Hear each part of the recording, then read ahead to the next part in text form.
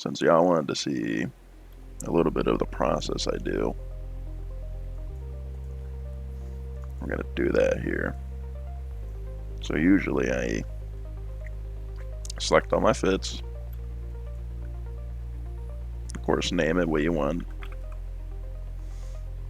and then make sure you set your destination folder to a place you want it to go into. So we're gonna debayer it. That's gonna convert all those files into there. So we're gonna let that go ahead and do that. Now that that's done, I usually like to check my frames here, but for the sake of time, I'm probably not gonna do that because there's so many. So we're just gonna register, and of course we're gonna do drizzle because I like the drizzle with a lot of data. Drizzling is good. So we're gonna register that. It's gonna take a little bit.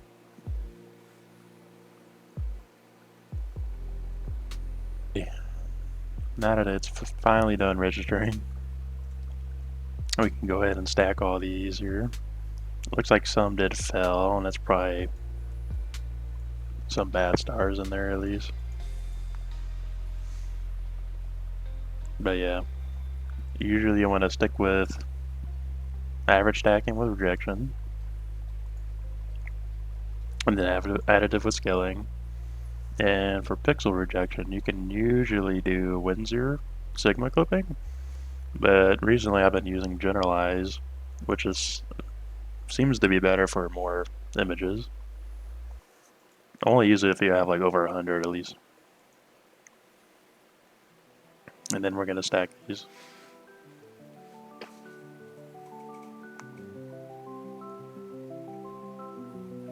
This will take a good bit too, with so much data I have. Alrighty, and it's done stacking, finally, after 22 minutes. It can take a while for bigger sessions. But after I usually stack, I'm gonna open Graxpert. Graxpert's gonna allow me to background extract pretty easily too. It doesn't always work good, but most of the times for me it seems to work.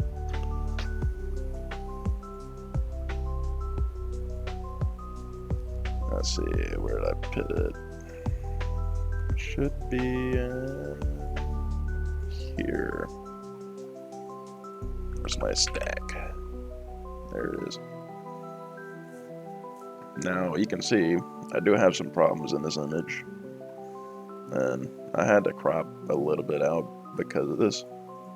It's mostly because of the field rotation of Earth, so it gives you some bad stuff on the edges usually. So I'm gonna try to not remove everything, but just a little bit. That looks good. Yep, there we go. Looks good enough. And then we're gonna run background extraction using the new AI stuff, which is fantastic at doing this. I usually keep it at 0.5. You can try 1 or 0 if you want, but 0.5 seems to be the norm. I'm gonna run this. And yeah, looks pretty good. Nice and flat now. No gradients. And here's the background. If you want to look at the background, you can see the gradients on the bottom. So that looks pretty good. And I'm going to save that. I'm going to save it as 16-bit TIFF, because that's what the files usually are. I'm going to save that into the same folder. And then we're going to open up Pix for this rest part.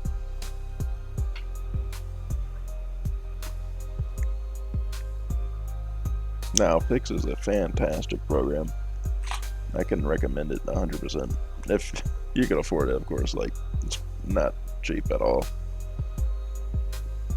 Not cheap at all. Now I'm gonna look for my file here. It should be in here. Should be under that right there, stacked Graxpert.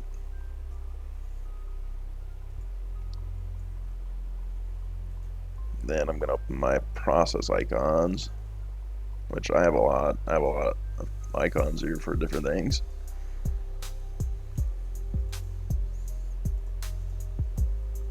Okay, there we go. So usually you want to do a screen transfer function so that way you can actually see your image and work on it.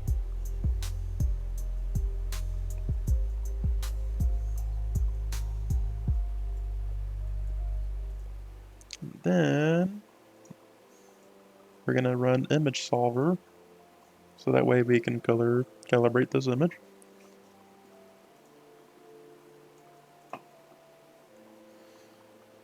Yes, that is fine.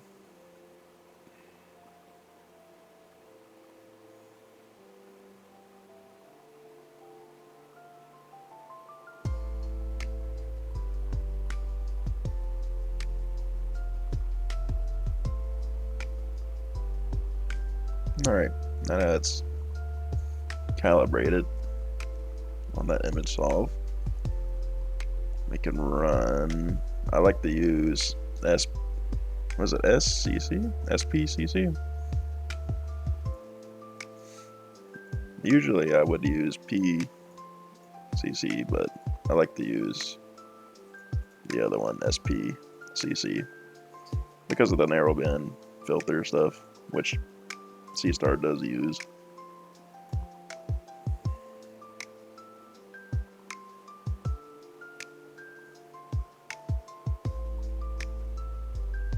And from my knowledge, like these wavelengths for red, filter, and blue are relatively really close to what Seestar actually uses, so should work pretty well.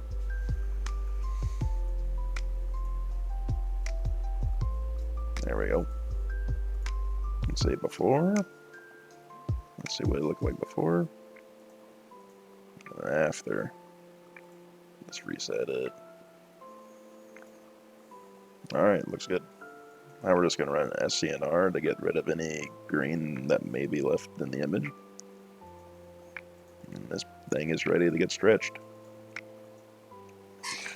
I usually use easy soft stretch because I'm a little lazy and I'm not very good at hyperbolic stretching, which can be pretty difficult for people that are new. I think 20 is about 20 should be good. That's usually the norm. Alright, now that we got it stretched, we're going to run some blur. This might take a little bit, depends.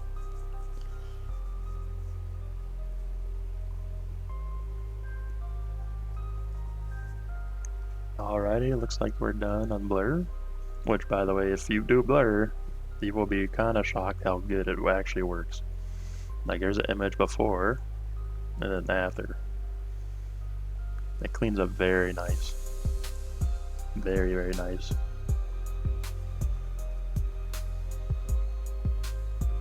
And then we're going to run a denoise. I do have 80% denoise, but I usually tend to stick around maybe 70 because I don't want to do too hard. I'll load the detail a little bit too.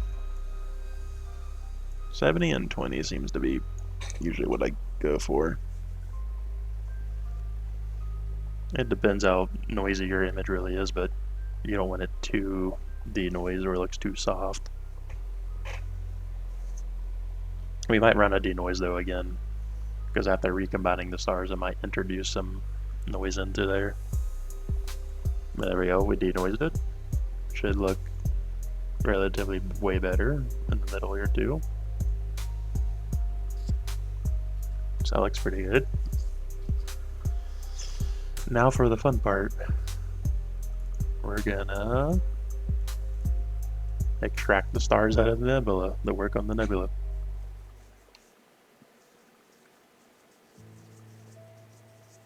And this might take a little bit too as well. It usually does.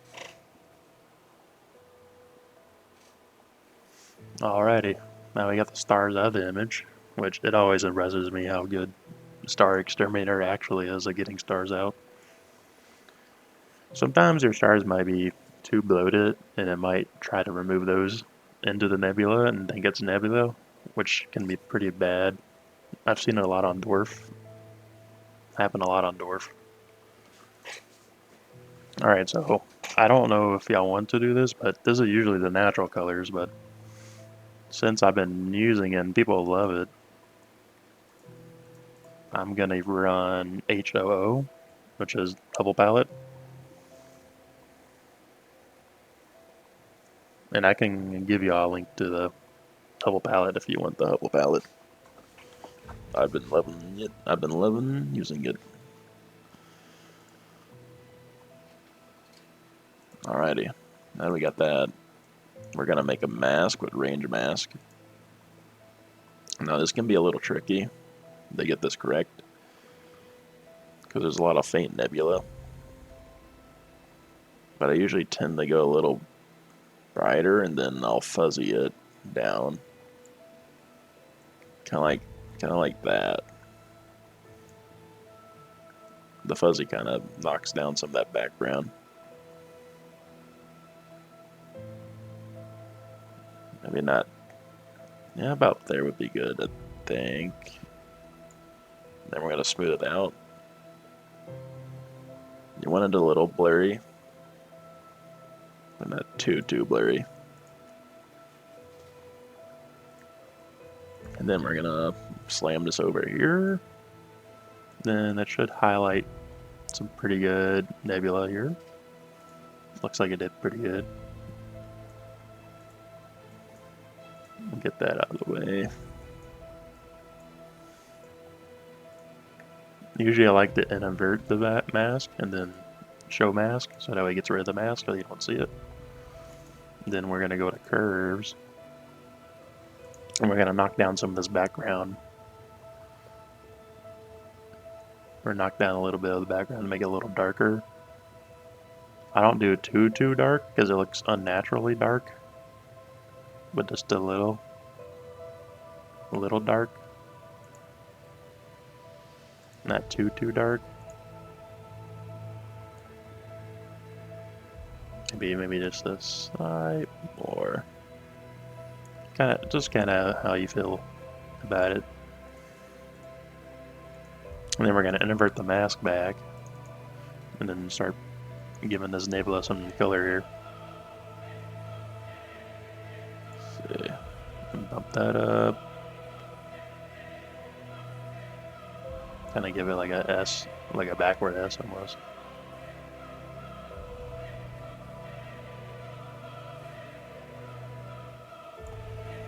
Looks good to me. Alright, let's work on the RGB here a little bit. Usually I like to bring down the nebula a little slightly. And bring this up on the curve, because it gives a little more depth inside. I like the depthness.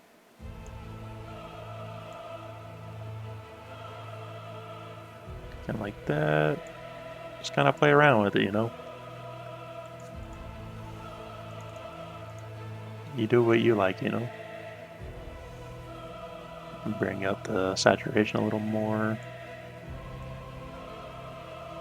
Let's see. Yeah, I like a little bit more blue in the middle.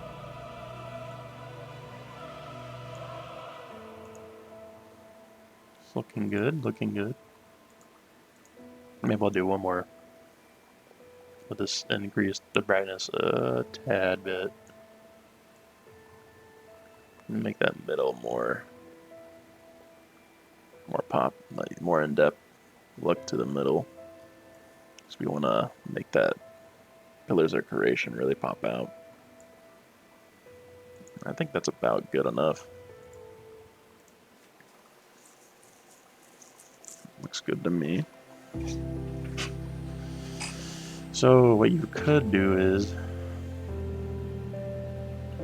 there's a lot of noise here. Like ever since we extract it out, but I think I'm gonna denoise once we recombine back, so that way it doesn't get too smooth out. But I am probably gonna run a unsharp mask.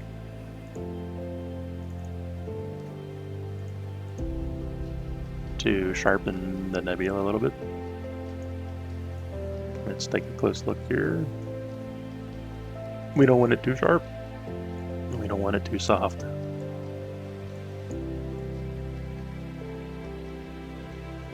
I think we're gonna go with 2.4 here, looks like. Okay. It's looking good, looking good. So we're gonna rename this the star list.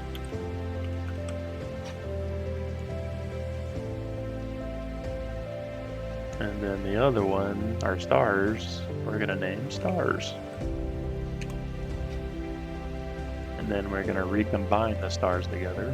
With this pixel math I have here, I can give y'all this as well. And then there we go. It's combined in now, but as we can see, it did introduce a lot of noise, which we're gonna do a denoise again, but I'm gonna do a little bit lighter, probably around maybe 55-ish. 55 should be good. We'll see.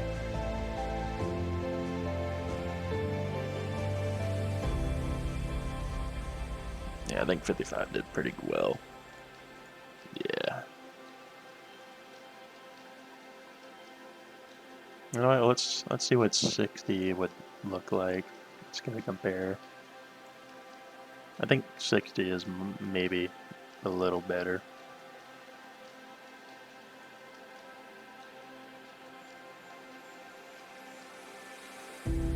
Let's see.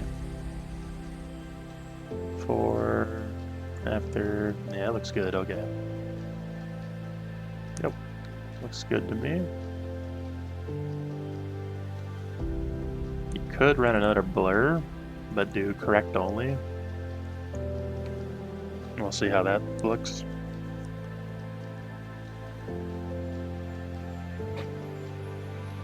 Usually when I recombine the stars, it may introduce, well, as you've seen, some noise, and it might give some blur too, some blurriness.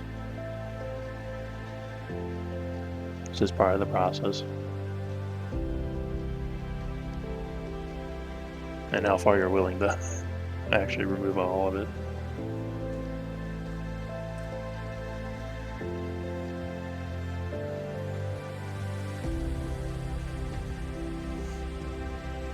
I mean, normally you usually probably just denoise it a little bit and call it there, but I'm gonna denoise it and give a little blur and see if blur actually gives any more clearness to the image.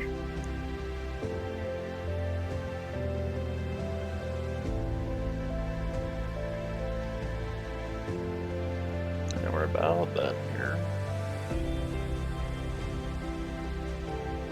I'll see how it cleans up. Might be too much. Let's see.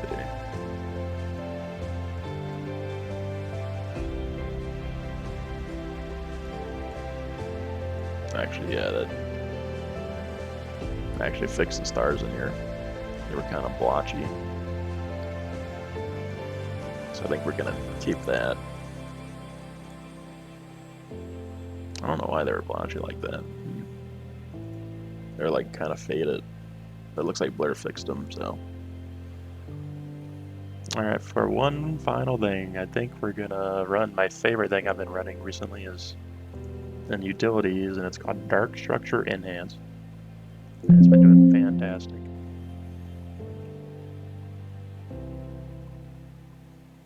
It basically just gives your like dark clouds or your dark nebulosity some more pop to it. Kind of like that there. Kind of brings out the blur a little more too. Yeah.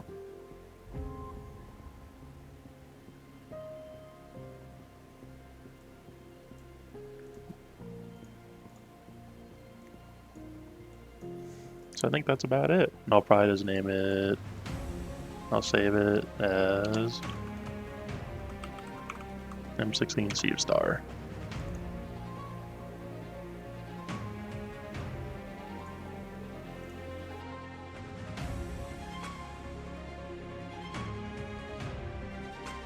Well, anyway, guys, I hope you like this. I don't really do videos, I'm not very good at them.